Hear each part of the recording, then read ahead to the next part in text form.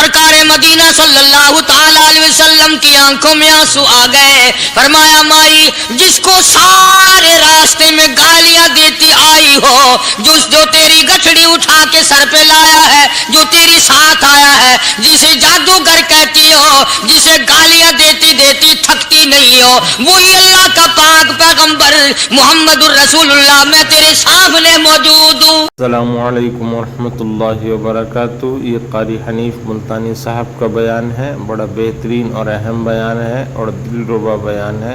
اس کو غور سے سنیں, انشاءاللہ آپ کو فائدہ ہوگا. آپ اپنے جذبات پر قابو نہیں رکھ. سرکار دو عالم صلی اللہ تعالی علیہ وسلم نے پوچھا مائی کدھر کا ارادہ ہے؟ اس نے اتنی بڑی بڑی گالیاں نکالی اور کہنے لگی مکے میں جادوگر آ گیا, میرے گھر میں جادو پھیل گیا, میری نوح مسلمان ہو گئی, میرا بیٹا مسلمان ہو گیا, اس نبی کے جال میں پھنس گیا. میں تو اس کے جادو سے بچ کر اپنے ایمان کو بچانے کے لیے فلانے دیہات میں چلی ہوں. مدنی کریم صلی اللہ تعالی علیہ وسلم نے فرمایا مائی کمزوروں کا سامان اٹھانے کے لیے میں آیا ہوں, جس کا اس دنیا میں کوئی وارث نہیں, اس کا وارث بننے کے لیے میں آیا ہوں, یہ سامان مجھے دے. سرکار مدینہ صلی اللہ علیہ وسلم نے اپنے سر مبارک پہ گٹڑی اٹھا لی اور بوڑھی مائی کے پیچھے پیچھے چل دی ہے. اس نے اپنی منزل مقصود تک جہاں جانا تھا راستے میں ہزاروں لاکھوں گالیاں بکی.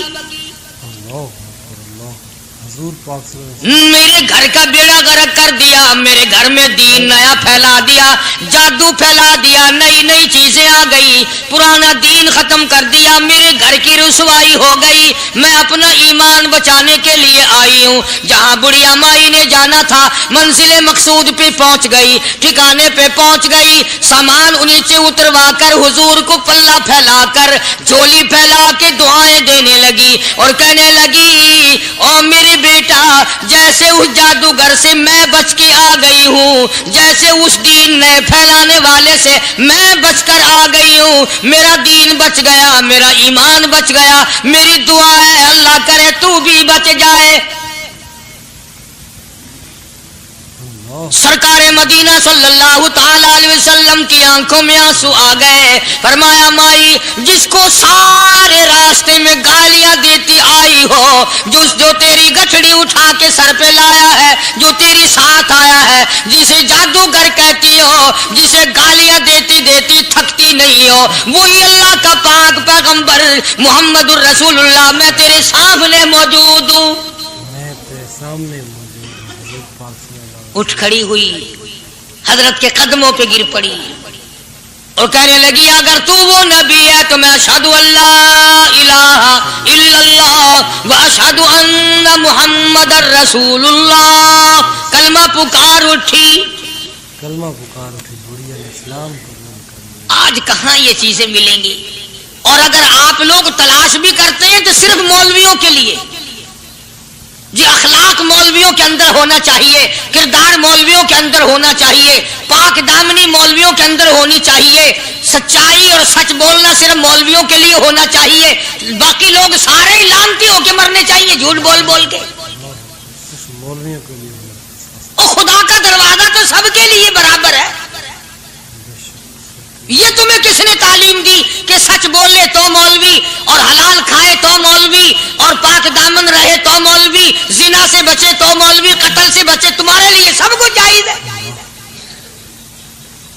یہ ایک ذہن ہے پوری دنیا کے مسلمانوں کا کہ جی ہم تو عوام ہیں, ہمارا کیا ہے.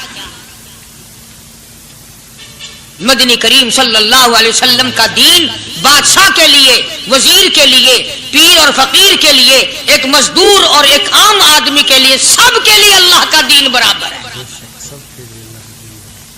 اس میں کسی کی لحاظ نہیں کہ بھی اس کا تو یوں کر دیا جائے چلو کوئی بات نہیں, وہاں کوئی بات نہیں تو مسئلہ ہی نہیں. دوستو یہ تھے ہمارے نبی محمد صلی اللہ علیہ وسلم کے اخلاق. جب آپ صلی اللہ علیہ وسلم نے اس بوڑھی عورت کے سامنے اپنے اخلاق کا مظاہرہ کیا, حالانکہ وہ بوڑھی عورت نبی صلی اللہ علیہ وسلم کو بنا دیکھے نفرت کرتی تھی, لیکن جب اس کو پتہ لگا یہ نبی محمد صلی اللہ علیہ وسلم ہے تو آپ صلی اللہ علیہ وسلم کے اخلاق سے اتنی متاثر ہوئی کہ فوراً اسلام قبول کر لیا اور فوراً کلمہ پڑھ لیا. दोस्तों बेशक हमारे नबी मोहम्मद सल्लल्लाहु अलैहि वसल्लम बहुत ही आला अखलाक वाले थे। उन जैसे अखलाक वाला आज तक ना ही कोई आया है और ना ही कोई आएगा इंशाअल्लाह। हमारे नबी मोहम्मद सल्लल्लाहु अलैहि वसल्लम हमारे लिए मिसाल और नमूना है। हम भी नबी मोहम्मद सल्लल्लाहु अलैहि वसल्लम के उम्मती हैं। हमें भी चाहिए कि हम नबी मोहम्मद सल्लल्लाहु अलैहि वसल्लम की तरह अपने अखलाक बनाएं ताकि गैर लोग भी हमसे मुतासिर होकर इस्लाम कबूल करें। जितने सांस ले रहे हो, जितने भी सांस आ जा रहे हैं, तमाम एक एक सांस का हिसाब किताब होगा। इसीलिए तो बुजुर्ग फरमाते हैं कि हर वक्त और हर लम्हा मौत को अपने सामने रखो, तैयारी रखो हर वक्त, जब बुलावा आए कि मैं भी तैयार। अल्लाह वालों ने यही तो तरबियत की। तुम अल्लाह वालों के करीब नहीं जाते, फनकारों और ठगों के करीब जाते हो, नेक बंदों के करीब बैठना पसंद नहीं करते। क्यों? इसलिए कि ना वो तुम्हारी खुशामद करेगा, ना तुम्हारा वहां जी लगेगा। चापलूसी करेगा लफंगा आदमी, चमचागिरी करेगा निकम्मा आदमी। अगर किसी को दीन ईमान अपना बनाना है तो उसके लिए कोशिश करनी पड़ेगी। अल्लाह की हिदायत किसी के पीछे दौड़ी नहीं फिरती, अल्लाह की हिदायत को आदमी को खुद तलाश करना पड़ेगा।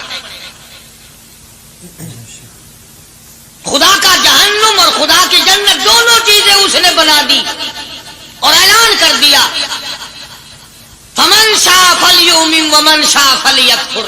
जिसका दिल चाहे ईमान अपनाओ, जिसका दिल चाहे कुफर अपनाओ। खुदा की खुदाई में कोई फर्क नहीं आता।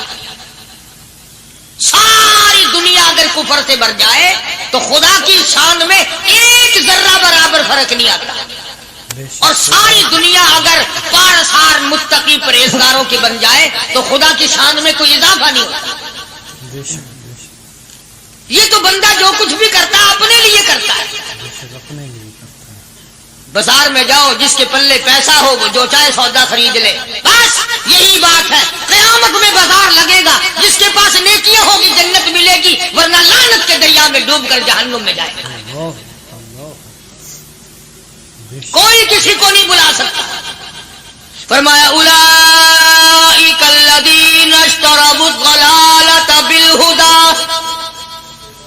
फरमाया ये वो लोग हैं जिन्होंने गुमराही हिदायत के बदले खरीद ली।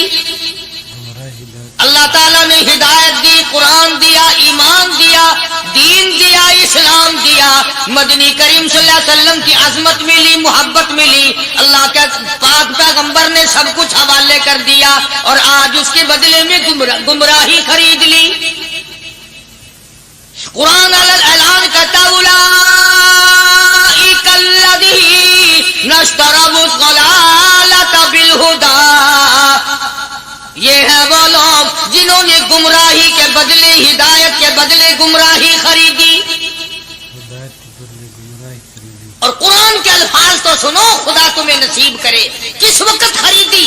फरमाया फमा रबिहत तिजारतुहुम वमा कानू मुहतदीन।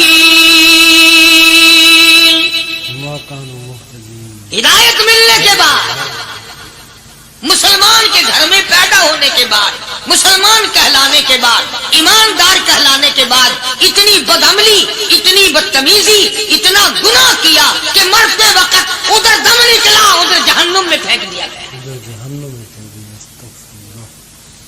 एक सहाबी ने अर्ज कर दिया, या रसूल अल्लाह सल्लल्लाहु ताला अलैहि वसल्लम। फरमाया, अर्ज किया, क़यामत कब आएगी? क़यामत कब आएगी? अल्लाह अल्लाह अल्लाह। ये पूछना भी सहाबी के बस की बात थी। और अल्लाह के नबी ने पता फिर क्या जवाब दिया? फरमाया, क़यामत का जो पूछ रहे हो क्या तैयारी कर रखी है? यानी ये नहीं फरमाया कि फला दिन फला वक्त ये, और किसी ने पूछ जो लिया मता सा काली कमली वाले क़यामत कब आएगी? फरमाया क्यों, क्या तैयारी कर रखी है? क्या तैयारी कर रखी है? पूछ जो रहे हो। वो भी शागिर्द काली कमली वाले का था सल्लल्लाहु अलैहि वसल्लम। पूछ तो बैठा, मुरीद हुजूर का है, मुक्तदी हुजूर का है, दीदार पैगंबर खुदा सल्लल्लाहु अलैहि वसल्लम का करता है।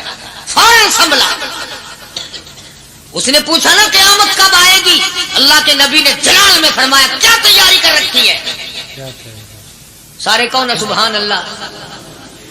صحابی ایسا سنبھلا اور کہنے لگا آقا میرے پاس تیری محبت کے سوا اور کیا ہے؟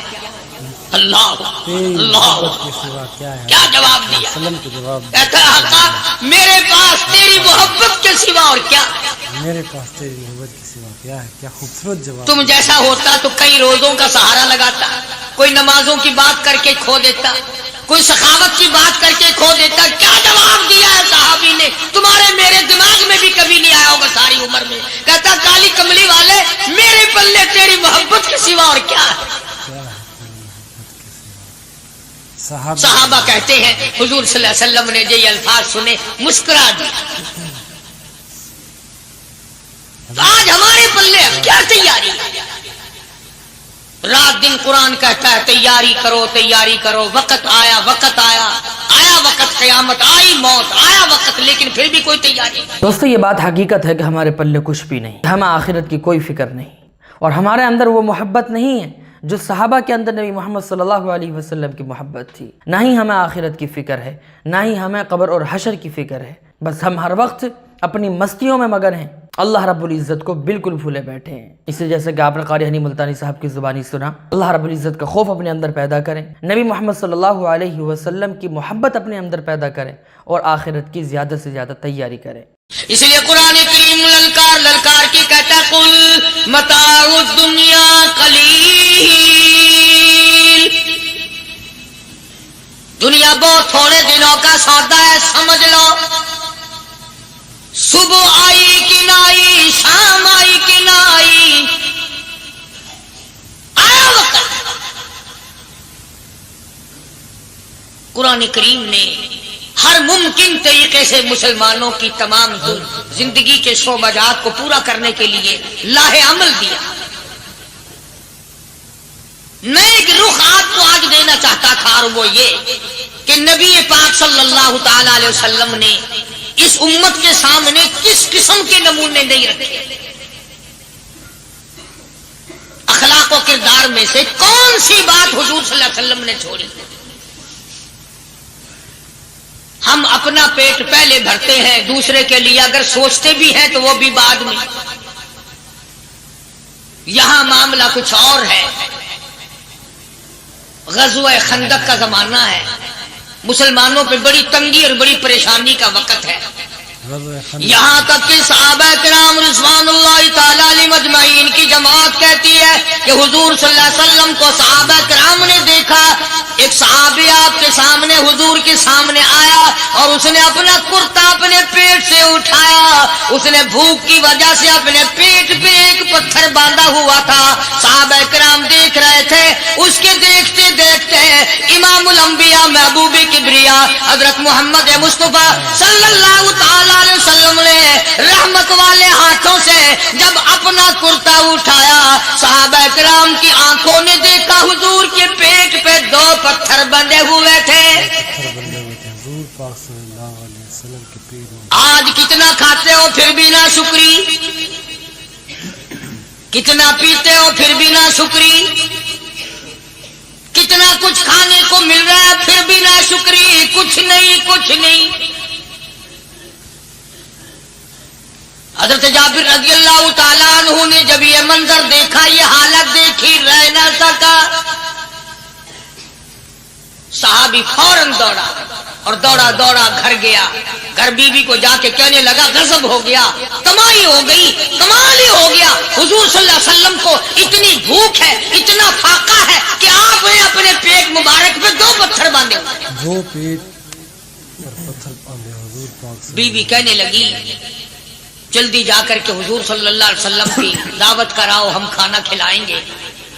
یہ 2 شیر ہوں 1.5 شیر ہوں، یہ جاؤ ہے، یہ بکری کا بچہ ہے، ہم اسے ذبح کرتے ہیں، بہت جلدی تیار کرتے ہیں، میں ان کو پیستی ہوں اور تم جاؤ جا کے دعوت کا کیا.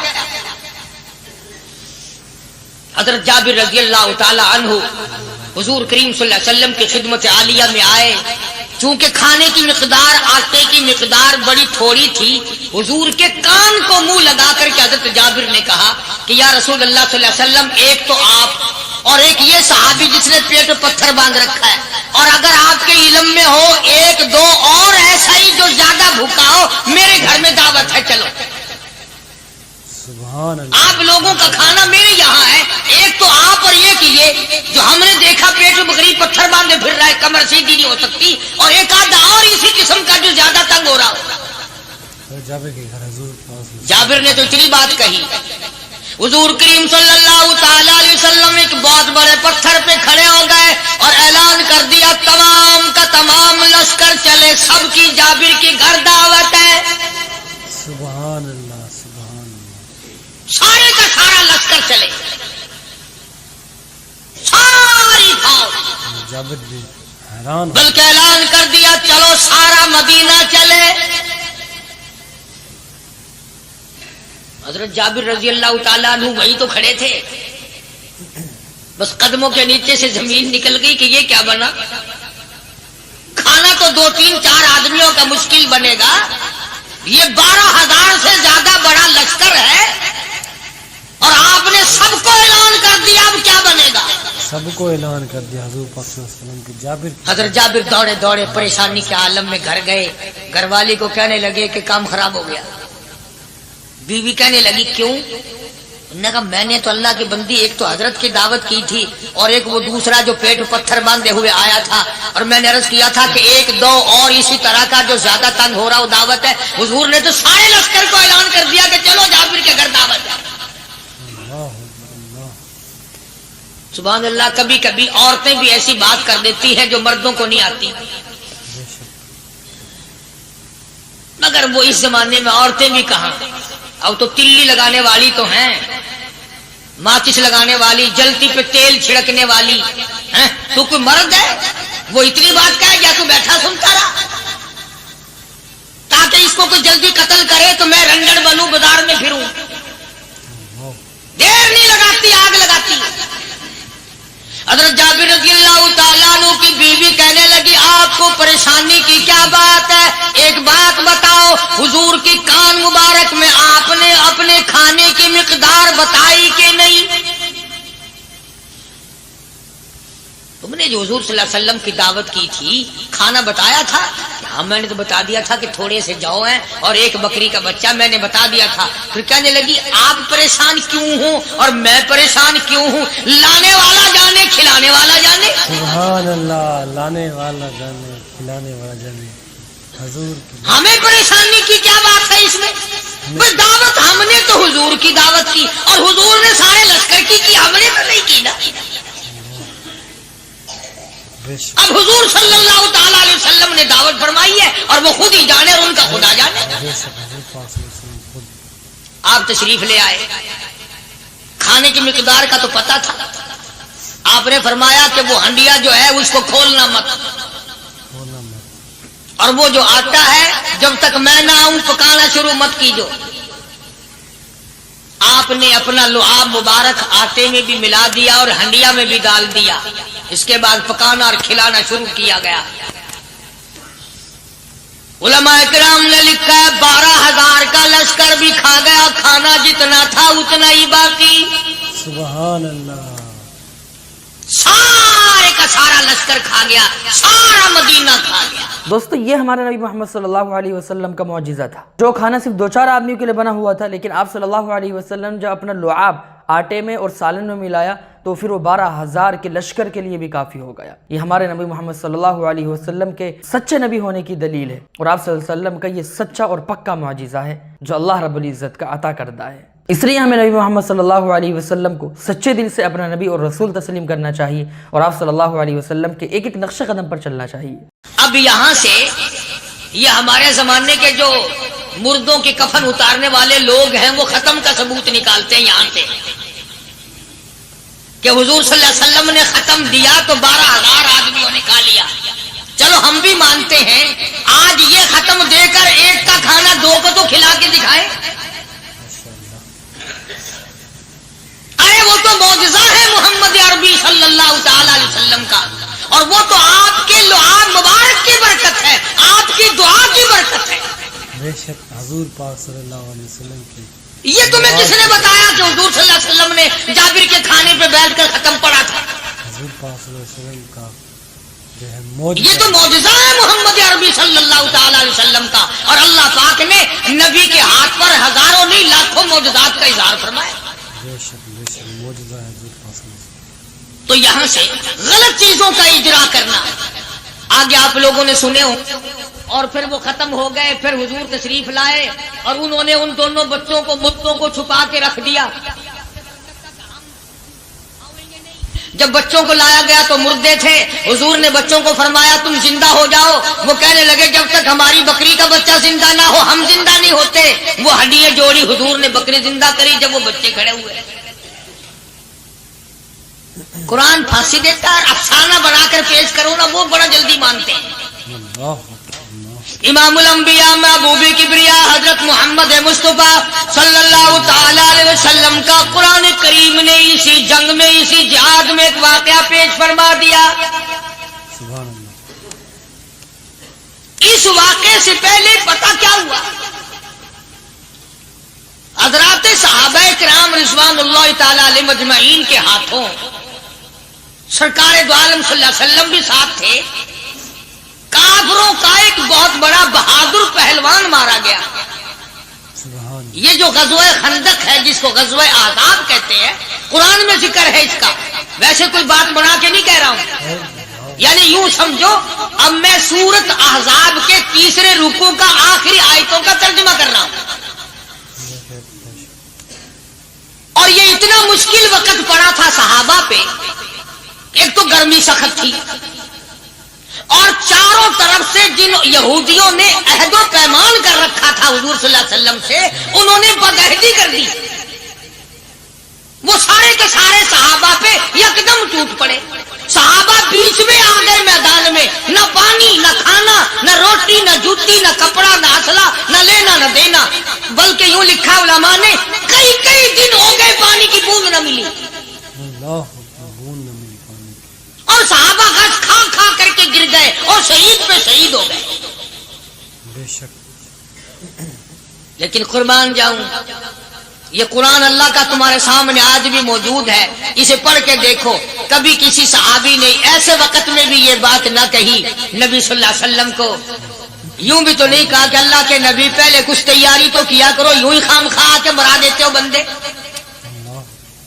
پہلے موقع تو دیکھا کریں آپ ہو کیا رہا ہے، یوں ہی لوگ بھوکے پیاسے مر گئے۔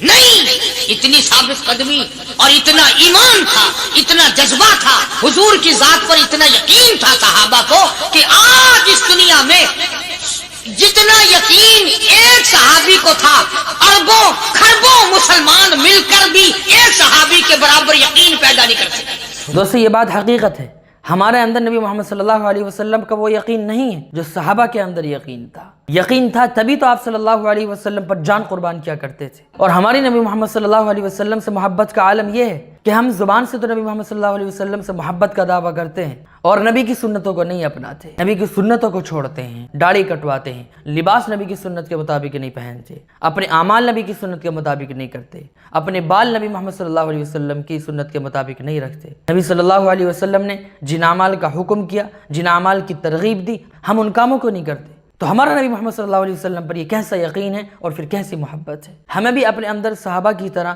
نبی محمد صلی اللہ علیہ وسلم کا یقین اور محبت پیدا کرنے کی ضرورت ہے۔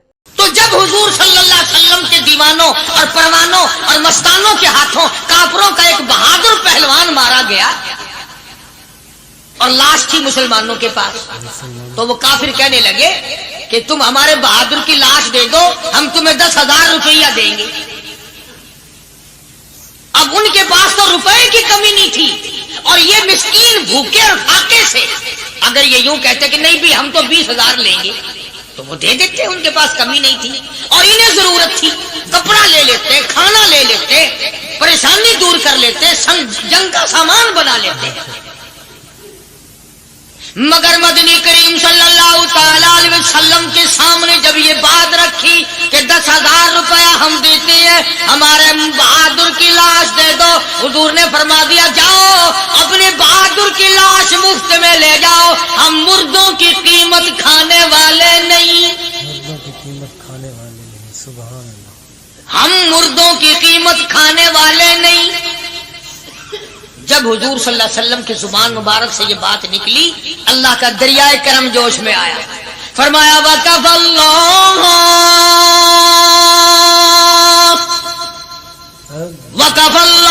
الْمُؤْمِنِينَ الْقِتَالَ. فرمایا میرے نبی اب آپ اطمینان رکھے کوئی ضرورت نہیں، اب میں تیرا خدا خود ان سے جنگ کروں گا، اب میں لڑوں گا ان سے. اور اس کے بعد اللہ تعالیٰ نے یہ برکت دی کہ ایک آدمی یا دو آدمیوں کا کھانا اللہ تعالیٰ نے 12,000 کو کھلایا. سبحان اللہ، 2 آدمیوں کا کھانا. تو ان چیزوں سے معجزات کا ظہور ہوتا ہے. اور حضور کریم صلی اللہ تعالی وسلم کے تو اتنے معجزات اللہ پاک نے ہمارے نبی صلی اللہ علیہ وسلم کو دیے کہ ہم سب کی زندگی ختم ہو سکتی ہے مگر سرکار کے معجزات ختم نہیں ہوتی. بے شک سبحان اللہ، سرکار کی موت. حضرت ابو ہریرہ رضی اللہ تعالیٰ عنہ فرماتے ہیں کہ میں مسجد نبوی کے دروازے پہ پڑا تھا، بھوک نے مجھے اٹھنے نہ دیا. مجھے اتنی بھوک لگی، کئی دن کا فاقہ ہو گیا، میں کھڑا نہیں ہو سکتا تھا. تو میں نے جناب صدیق اکبر رضی اللہ تعالیٰ عنہ سے مسئلہ پوچھنے کا بہانہ بنا کے بلایا کہ شاید یہی مجھے اپنے ساتھ لے چلے. تو وہ بھی مسئلے کا جواب دے کر چلے گئے. ابو ہریرہ کہتے ہیں میرا یقین ہوا کہ ان کے گھر بھی کچھ نہیں. پھر میں نے فاروق اعظم رضی اللہ تعالیٰ عنہ کو مسئلہ یا قرآن کی آیت پوچھنے کے بہانے متوجہ کیا. وہ بھی وہ جو چیز میں نے پوچھی تھی بتا کے چلے گئے. غالباً ان کے یہاں بھی فاقہ ہوگا. ابو ہریرہ رضی اللہ تعالیٰ عنہ کہتے ہیں پھر آئے حضور صلی اللہ علیہ وسلم تشریف لائے تو میں نے مسئلہ پوچھنے کے بہانے سے حضور کو اپنی طرف متوجہ کیا. ابو ہریرہ کہتے ہیں حضور مسکرائے اور میرا مطلب سمجھ گئے، میرا مطلب سمجھ گئے. اشارہ کیا میرے ساتھ ساتھ، میرے پیچھے پیچھے آ. ابو ہریرہ رضی اللہ تعالیٰ عنہ کہتے ہیں میں حضور صلی اللہ علیہ وسلم کے ساتھ چلا آیا. آپ اپنے دولت قضا پر تشریف لائے، اپنے گھر میں تشریف لائے. آپ نے گھر میں داخل ہو کر کے فرمایا کچھ کھانے کا پینے کا کوئی ہے گھر میں کوئی چیز؟ جواب ملا ہاں ایک دودھ کا پیالہ ہے. ہدیہ آیا کہیں سے، آپ کے لیے ہدیہ دیا کسی نے، دودھ کا پیالہ منگوا لیا. ابو ہریرہ کہتے ہیں میں بڑا خوش ہوا کہ لے میرا دو لگ گیا، کام بن گیا، مجھے ہی فرمائیں گے پی لے، رج کے پیوں گا. ابو ہریرہ کہتے ہیں کہ مجھے حضور صلی اللہ علیہ وسلم کیا فرماتے ہیں کہ ابو ہریرہ وہ جو مسجد نبوی میں 70-80 صحابہ صفا طالب علم ہے نا، کہ جی ہم ساروں کو بلا کے لا. ابو ہریرہ کہتے ہیں مجھے بڑی کھٹکی کہ ایک دودھ کا پیالہ یہ تو میرے جوگا ہی تھا، وہ 70-80 کیا کریں گے یاد ہے. ابو ہریرہ کہتے ہیں جب میں اٹھ کے چلا تو مجھے پھر واپس بلایا. فرمایا ابو ہریرہ مدینے کی گلی میں آنے میں جانے میں جو بھی راستے میں ملے اسی کو کہہ دے کہ حضور کے گھر دعوت ہے. سبحان اللہ، جو بھی میرے. ابو ہریرہ کہتا ہے کہ میں اقرار بھی میں نے کرنا ہی تھا کہ جی ہاں کہوں گا، پر دل میں بھی سوچ رہا ہوں کہ ہے تو ایک ہی پیالہ. پیالہ تو ایک ہی ہے. تم جیسا اگر کوئی وہاں ہوتا نا جو گلی میں ملتا اس کو کہتے آج کے دن ادھر کوئی نہ آوے. وہ تو صحابہ تھے نا، اشاروں پہ جان دیتے تھے. راستے میں جو بھی ملا، دکاندار ملا ویسا ملا، سب کو کہہ دیا. واپسی میں جو ملا لشکر اکٹھا ہو، سب بیٹھ گئے. ابو ہریرہ رضی اللہ تعالیٰ عنہ کہتے ہیں اب میں نے دل میں ایک پروگرام بنایا. مجھے عادت شریفہ کا پتہ تھا کہ دائیں طرف سے شروع فرمایا کرتے تھے کوئی چیز تقسیم کرنا یا کھلانا یا پلانا. میں نے دل میں پروگرام بنایا کہ دائیں طرف شروع میں بیٹھ جاؤں گا، آگے بچے یا نہ بچے میں تو دو لگاؤں گا نا اپنا پہلے، میرا نمبر تو لگ ہی جائے گا. اللہ اکبر. ابو ہریرہ کہتے ہیں کمال ہوگی میری حیرانگی کی کہ جب میں جڑ کے بیٹھا نا کہ اب میرے سے شروع ہوگا، آپ نے مجھے اشارہ کر کے بلایا اور فرمایا ابو ہریرہ کھڑا ہو کے سب کو پلا. سبحان اللہ. ابو ہریرہ کھڑا ہو کے حضرت ابو ہریرہ رضی اللہ تعالیٰ عنہ کہتے ہیں میری تسلی ہو گئی کہ بس اب تو مجھے مل گیا اور میرا نمبر بعد میں آ رہا، کیسے بچے گا. اللہ غنی. ابو ہریرہ رضی اللہ تعالیٰ عنہ کہتے ہیں میں نے دائیں کی طرف سے شروع کیا. سینکڑوں سے زیادہ کتنے لوگ تھے جنہوں نے رج رج کے پیا, رج رج کے پیا, سیر ہو کے پیا, سارا لشکر پی کے چلا گیا. اس کے بعد سرکار مدینہ صلی اللہ علیہ وسلم نے فرمایا, لے ابو ہریرہ اب تو باقی اور میں باقی. ابو ہریرہ کہتے میں نے عرض کیا, میرے آقا آپ نے بھی تو نوش نہیں فرمایا, آپ پہلے پیے. فرمایا نہیں, میں نبی ہوں, ساری امت کو پلا کے پھر پیوں گا. سبحان اللہ, ساری امت کو پلا کر پھر ابو ہریرہ رضی اللہ تعالیٰ عنہ فرماتے ہیں, میں نے 3 سانس لے کر کے, لمبا لمبا سانس لے کر میں نے رج رج کے پیا اور پیالے میں جھانک بھی رہا تھا. ابو ہریرہ کہتا ہے ایک قطرہ بھی کم نہیں ہوا, یہ قطرہ بھی کم ہے. اور یہ الفاظ سن کر آج لکھ کر لے جاؤ. ابو ہریرہ کہتے ہیں کہ سب کو پلانے کے بعد پھر حضور صلی اللہ علیہ وسلم نے پیا, نوش فرمایا. یعنی آج اتنے لوگوں کا جھوٹا کون پیتا ہے؟ کسی افسر کو تو پلا کے دیکھنا. اللہ اکبر, کتنا بڑا ہمارے نبی محمد صلی اللہ علیہ وسلم کا معجزہ تھا کہ ایک پیالہ دودھ ہے جو صرف ایک آدمی کے لیے بھی کافی اور شافی نہ ہو, اور وہ ایک پیالہ دودھ 100 لوگوں نے نوش فرما لیا, لیکن اس کے باوجود بھی وہ دودھ ختم نہیں ہوا. اللہ اکبر, میری جان قربان ہو نبی محمد صلی اللہ علیہ وسلم پر. یہ تھے ہمارے نبی محمد صلی اللہ علیہ وسلم. ایک دودھ پیالہ 100 لوگوں کے لیے کافی اور شافی ہو گیا. کیوں ہم جان قربان نہ کریں نبی محمد صلی اللہ علیہ وسلم پر؟ کیوں ہم ان کی پیروی اور اتباع نہ کریں؟ اور آپ صلی اللہ علیہ وسلم کی صحابہ سے محبت بھی دیکھیے. پہلے تمام لوگوں کو پلایا, اس کے بعد آپ صلی اللہ علیہ وسلم نے سب کے جھوٹا بھی پیا. اور آج ہم لوگ دوسروں کے جھوٹا پینے سے نفرت کرتے ہیں. ہمیں بھی نبی محمد صلی اللہ علیہ وسلم کے ان معجزات پر یقین رکھنا چاہیے اور آپ صلی اللہ علیہ وسلم سے محبت کرنی چاہیے, اور نبی محمد صلی اللہ علیہ وسلم کی ایک ایک عادت اور ایک ایک اخلاق کو اپنانا چاہیے. نبی محمد صلی اللہ علیہ وسلم نے جن چیزوں کی ترغیب دی ہے, جن سنتوں کو اپنانے کا حکم دیا ہے, ہمیں دل و جان سے ان کو کرنا چاہیے. تب جا کر کے اللہ رب العزت ہم سے راضی اور خوش ہوگا. اللہ رب العزت ہم سب کو عمل کی توفیق نصیب فرمائے. دوستو, یقیناً یہ بیان آپ کو بہت زیادہ پسند آیا ہوگا اور بہت زیادہ آپ کو فائدہ بھی ہوا ہوگا. آپ صلی اللہ علیہ وسلم کے اخلاق کو آپ نے اس میں جانا, آپ صلی اللہ علیہ وسلم کے معجزات آپ نے اس میں جانے, اور آپ نے سیکھا کہ ہمیں نبی محمد صلی اللہ علیہ وسلم سے کس طرح محبت کرنی ہے, صحابہ کو کیسی محبت تھی, آپ صلی اللہ علیہ وسلم پر صحابہ کا کیسا یقین تھا. ہمیں بھی ایسی محبت اور ایسا یقین نبی محمد صلی اللہ علیہ وسلم کے لیے اپنے دل میں بنانے کی ضرورت ہے. دوستو, بیان پسند آیا ہو تو ویڈیو کو لائک شیئر کرنا بالکل نہ بھولیے گا. چلیے ملتے ہیں کسی اور ویڈیو میں. والسلام علیکم ورحمۃ اللہ وبرکاتہ.